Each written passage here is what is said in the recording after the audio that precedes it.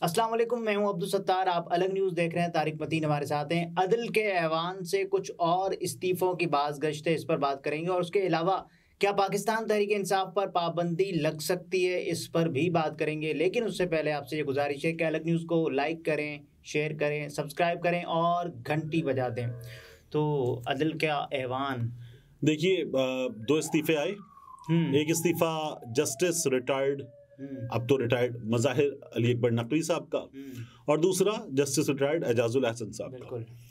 और इसके बाद जब ये एजाजुल अहसन साहब का इस्तीफा है ना, तभी से ये कहा जा रहा था कि मजीद इस्तीफे आ सकते हैं। अब इसमें दो चार खबरें अलग अलग तरह से आ रही हैं और वो जाहिर है कहा जा रहा है कि वो भी मुखालिफ कैंप के, यानी जो इस्तीफे आए हैं उससे मुखालिफ कैंप के। तो इसका मतलब क्या है? देखिए, एजाजुल हसन साहब को भी, मज़ाहिर नकवी साहब को भी बंदियाली कैंप का जज कहा जाता था, ठीक है। और बंदियाली कैंप के जजेस में मजीद गिना जाता है आयशा साहिबा को, मुनीब अख्तर साहब को, ठीक है। तो अब ये जो आवाज आ रही है कि दूसरी जानिब से, तो इसमें दो नाम भी सामने आ रहे हैं। बिल्कुल, एक नाम है मासूम कहने वाले जस्टिस अतहर मिनल्ला साहब का, कि उनका इस्तीफा आ सकता है। अच्छा, ये जाहिर है कि जब तक नहीं आता तब तक ये नाम ही है, लेकिन नाम जरूर आ रहा है। एक उनका और एक जस्टिस याहया आफरीदी साहब का नाम आ रहा है कि इन दो जज साहिबान का इस्तीफा आ सकता है। अब ये दोनों जो हैं वो काजी फाइज ईसा कैंप के जजेस तस्वुर किए जाते हैं। याहया साहब के बारे में मेरी सुप्रीम कोर्ट की कुछ रिपोर्टर्स से बात हुई, जाहिर उनका नाम नहीं ले सकता मैं इस जगह।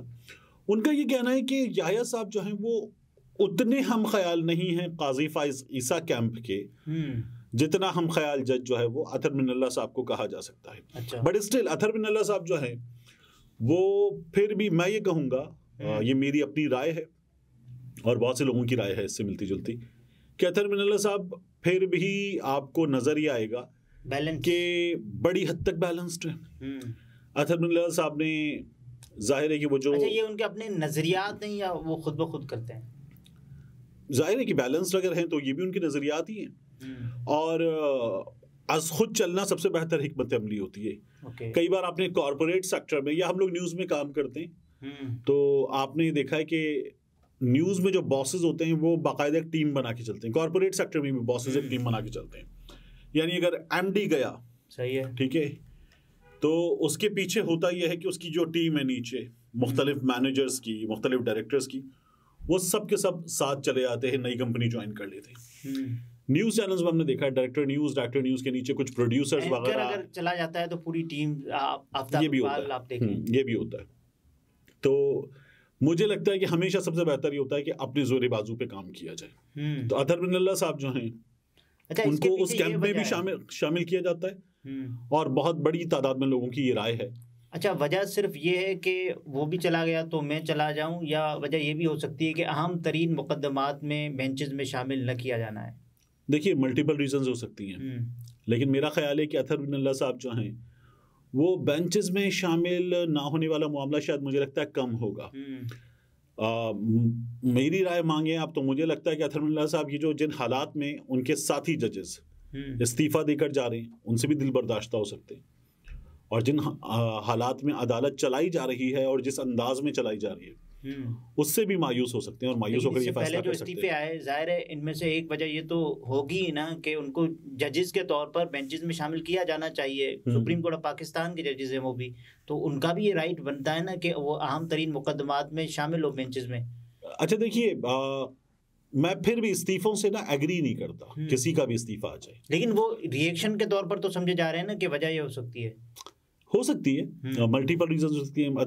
जो दो इस्तीफे आए हैं उनके बारे में तो करप्शन की भी बातें हो रही हैं, ठीक है, या उन पे प्रेशर की भी बातें हो रही हैं। इनसे तो बेहतर काम फिर भले बुरे जज साबित हुए, लेकिन काजी फाइज ईसा साहब ने इनसे बेहतर काम किया था कि उन पे प्रेशर भी था, उन पे रेफरेंस भी आया, उनको बिठा भी दिया गया था जी। लेकिन वो अपनी जगह खत लिखकर, सहाफियों को खबरें देकर ये काम करते रहे। कल मेरी कराची के 2-3 सुप्रीम कोर्ट कवर करने वाले रिपोर्टर्स से बात हुई, जो सुप्रीम कोर्ट रजिस्ट्री कराची में केसेस होते हैं या हाई कोर्ट कवर करने वाले रिपोर्टर्स हैं। उनमें से दो ने पता है क्या कहा? अच्छा, कि हमने खुद तारुफ करवा के ये कहा कि हम ये हैं और हमें भी खबर दे दिया करें। कहने लगे उसके बाद जो वो लेटर लीक होते थे 4 सहाफ़ियों को, कहने हमें भी मिल जाते थे, खबर दी गई तो वो हमें दे दी गई। तो ये काजी फायजी साहब के बारे में उन्होंने बताया। तो मैंने कहा यार अब ये ऑन रिकॉर्ड क्यों नहीं कहते? एक साहब ने कह दिया ना, यानी भले ये नहीं कहा कि मुझे देते थे आप, लेकिन असद तूर ने काजी फायजी साहब के बारे में कह दिया कि आपके ज़माने में लेटर कैसे लीक होते थे हमें नहीं पता। अच्छा, असद तूर साहब, मतीउल्लाह जान साहब हो गए, ये तो हसनात मलिक साहब हो गए, ये तो काजी फायज ईसा साहब के फैसलों की तारीफ किया करते थे। असद तूर साहब ने कहा कि आप तो तासुब से भरे हुए हैं, और उसके अलावा हामिद मीर साहब ने कहा कि आपने तो अपने रेफरेंस का फैसला सुना है। तो काजी फायज ईसा साहब के अपने फैसले की अहमियत फिर क्या रहेगी? जीरो, बिल्कुल जीरो, कोई अहमियत नहीं रह गई। लेकिन अब जो इस्तीफों की बात हो रही है उससे काजी साहब और ज्यादा मुतनाज़ हो रहे हैं ना। मतलब वर्स्ट चीफ जस्टिस, उनके हम ख्याल समझे जाने वाले, ठीक है, जिनसे अब आप देखिए कि मुसर्रत हिलाली साहिबा ने उस बेंच में बैठकर ये फैसला दिया, मुत्तफ़िक़ा फैसला बल्ला लेने का, ठीक है, लेकिन आज वो वहीं उसी अदालत में बैठकर कह रही थी कि इलेक्शन कमीशन फेयर नहीं है। तो आपके सामने यही तो केस था कि अनफेयर हो रहा है इलेक्शन कमीशन, आपने वहां कह दिया था। मुसर्रत हिलाली साहिबा का एक जो रिमार्क्स था मुझे बड़ा खवातीन वाला टिपिकल लगा, जब इमरान रियाज के बारे में उनसे पूछा गया कि आ तो जाएंगे लेकिन फिर वापस कैसे जाएंगे, आप जज साहिबा हैं तो आपके जज साहिबा आपके रिमार्क्स में झलकना चाहिए। हाँ। ये थोड़ी आपको कहना है कि वो जाएंगे कैसे, ये तो बाहर नहीं जाएगा क्या? हाँ, तो ये बड़ा अजीब था। लेकिन बहरहाल अब अगर इस्तीफा आता है तो ये इस्तीफा जज का इस्तीफा नहीं होगा, ये हाई कोर्ट के, सुप्रीम कोर्ट के, हाई कोर्ट के जजेस की भी खबर है। जावेद चौधरी साहब ने एक बात कही थी कि अगर इस्तीफे आए तो हो सकता है वो पेशावर हाई कोर्ट से आए, क्योंकि उनका फैसला नहीं माना गया। देखिए मैं तो कह रहा हूँ अब किसी का भी इस्तीफा है, ये इस बात का इस्तीफा है, किसी जज का इस्तीफा नहीं है, इस बात का इंसाफ का इस्तीफा है कि इंसाफ नहीं होने दिया जा रहा, इंसाफ नहीं माना जा रहा, फैसला नहीं माना जा रहा, तो अगर ऐसे करना तो खुद कर लो। ये इस्तीफा इस बात का ऐलान है, ठीक है। अब जो भी इस्तीफा आ रहा है, पाकिस्तान तहरीक इंसाफ के लिए बातें की जा रही हैं कि 20 तारीख को समरी रिपोर्ट पेश करेगी, 9 मई 20 तारीख तक की मोहलत है, उससे पहले भी हो सकती है, 18-19 को भी हो सकती है। और ये जो 9 मई पर कमेटी बनाई गई कि वो फैक्ट फाइंडिंग करेगी और साथ में अपनी सिफारिशात मुरतब करेगी, तो सरबराही इसकी निगरान वजीर कानून कर रहे हैं, इसमें ह्यूमन राइट्स के वजीर भी हैं, इसमें वजीर इत्तलात भी हैं, और वजीर दाखिला यानी कि खुद काकड़ साहब, ठीक है, वो भी हैं। तो इनको जो टास्क दिया गया है उस टास्क में कहा जा रहा है कि पाबंदी लगा सकते हैं पाकिस्तान तहरीक इंसाफ पे। अच्छा, जब तक बल्ला नहीं लिया गया था और तब तक इस कमेटी की जिम्मेदारी और बढ़ गई थी। अब बल्ला ले लिया गया, लेकिन उसके बावजूद भी आप एक चीज तो देखिए, आपने आज का सोशल मीडिया देखा है बल्ला लिए जाने के बाद, आपने कल कराची का रिएक्शन देखा है बल्ला लिए जाने के बाद। तो बल्ला लिए जाने के बाद जो इन्होंने खुद बाकायदा से तज़हीक करने के लिए निशानात सेट किए हैं, बाजा दे दिया कि कोई मजाक उड़ाएगा बाजा बजेगा, ठीक है, मिर्चें दे दी किसी को बैंगन दे दिया, उस पर कोई उल्टी सीधी वाहियात बातें हो रही हैं, और इसके अलावा चिमटा दे दिया किसी को। तो देखिए, अच्छा, उसके अलावा हमने देखा कि हिना परवेज़ भट्ट साहिबा जो कि मजाक उड़ा रही हैं बाकायदा नाम लेकर के इनका मुंह ऐसा, तो इस वजह से इनको ये मिला। तो आप खवातीन नहीं, हिना परवेज़ भट्ट साहिबा ठीक कर रही हैं, बिल्कुल ठीक कर रही हैं। अच्छा। वो कर सकती हैं, उनको परमिशन है, इसलिए कि उनका तो जो अगर वो किसी के मुंह का मजाक उड़ा के इस तरह के ट्वीट कर रही हैं तो वो कर सकती हैं। उनके साथ बहुत ज़्यादा हुआ है। अच्छा। उनके मुंह का मजाक उड़ाते हुए, उनके तालीमी इदारे का मजाक उड़ाते हुए, लम्स की बात करते हुए। और हिना परवेज़ भट्ट साहिबा की खवातीन पाउट बना के तस्वीरें वगैरह लेती हैं, अक्सर सेल्फीज वगैरह, तो हिना परवेज़ भट्ट साहिबा के साथ बहुत किया गया। तो वो अगर किसी बात कर रही हैं तो वो ठीक है, तो वो जस्टिफाइड किया, उनके साथ बहुत हुई है ना, वो कर रही हैं तो करने दें उनको करने दें, बाकी किसी और को नहीं करनी चाहिए, या कुछ लोग कर रहे हैं। लेकिन हिना परवेज़ भट्ट साहिबा के साथ तो आपने देखे ना, एक पालतू जानवर है उसका नाम लेकर, या एक वो इंतखाबी निशान के तौर पर भी दिया गया हाँ, वो भी कुछ लोगों को मिला है। तो हिना परवेज़ भट्ट साहिबा तो कर सकती हैं, लेकिन अगेन पाबंदी लगाने की बात क्यों हो रही है? हामिद मीर साहब ने आज के कैपिटल टॉक का हैशटैग डाला और हैशटैग डाल के कहा कि पाबंदी लगाने की बात हो रही है।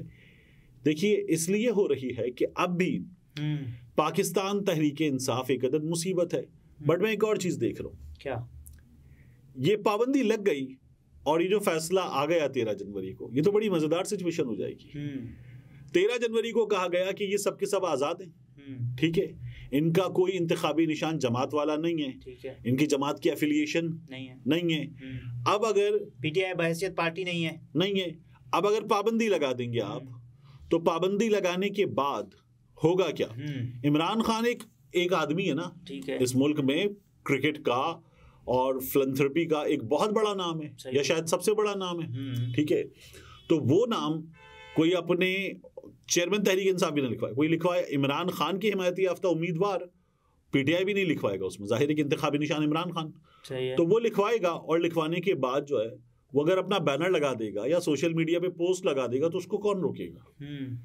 पीटीआई पे तो पाबंदी लग जाएगी, तो उसका नाम लेने पे पाबंदी होगी। पाबंदी अगर इंडिविजुअल्स पर लग जाए तो, पाबंदी अगर इंडिविजुअल्स पे लग जाए, यानी इमरान खान पे भी पाबंदी लग जाए, इस बात का भी चांस है, इस बात का भी चांस है, चांस ही नहीं है। तो हाँ, तो फिर उसके बाद जो है वो पाकिस्तान तहरीक इंसाफ वैसे भी सोशल मीडिया और वेबसाइट और ये सब चीज़ें ये पाकिस्तान से बाहर से ऑपरेट हो रही हैं। लेकिन ये इसमें क्या आप समझेंगे कि इसमें कोई वईद नहीं होगी कि पाकिस्तान तहरीक इंसाफ की वेबसाइट के साथ कोई छेड़छाड़ की जाए या फिर सोशल मीडिया को ही बंद कर दिया जाए? वो तो पहले भी बंद हुआ है। इंतखाबात के दौरान एक खबर आई थी, सैयद साहब दावा कर रहे हैं कि इंतखाबात से 2 दिन पहले, और अब आप डॉट्स कनेक्ट कीजिए, पीटीआई पर पाबंदी, इमरान खान पर पाबंदी, सोशल मीडिया पर पाबंदी और जमात पर पाबंदी की बातें सीनियर तरीन लोगों की जानिब से, और जो डेडलाइन दी गई है 20, उससे पहले 23 को तमाम अमल मुकम्मल होना है, उसके बाद 2 से 3 दिन बाद वो मुकम्मल होना है। तो ये तो जो तमाम चीजें हैं ये तो आपको इशारा करती हुई नजर आ रही है कि पीटीआई अब भी मुसीबत है और बहुत बड़ी। पाकिस्तान तहरीक इंसाफ ये भी सोच रही है ना कि इंतखाबात के बाद मखसूस नशिस्तें लेने के लिए एक काम किया जाएगा, जो पार्टी पहले से इंतखाब में हिस्सा ले चुकी होगी, तो जाहिर है उसके निशान के तौर पर उस पार्टी में शमूलियत इख्तियार करके उसकी जो मखसूस नशिस्तें हैं वो हासिल की जाएंगी। ये हो सकता है, रऊफ हसन साहब ने कहा है ये किया जा सकता है। पाकिस्तान तहरीक इंसाफ अपने ऑप्शंस जो हैं उनको खुला रखा हुआ है। लेकिन इन इंतखाबात में सबसे ज्यादा जो खतरा या खदशा है वो हॉर्स ट्रेडिंग का है। जाहिर है कि कोई शख्स जो किसी जमात का नहीं है उस पर फ्लोर क्रॉसिंग की भी दफात नहीं लगेंगी, वो इधर से उधर हो गया, बहलाया फुसलाया भी जा सकता है, डराया धमकाया भी जा सकता है, समझाया भी जा सकता है, ठीक है ना, और लालच भी दिया जा सकता है, काफी कुछ हो सकता है। तो पॉसिबिलिटीज क्या कहते हैं वो, स्काई इज द लिमिट। ये तारिक मतीन थे, गुफ्तगू आपने मुलाहिजा फरमाई। इजाजत दीजिए, अल्लाह हाफिज।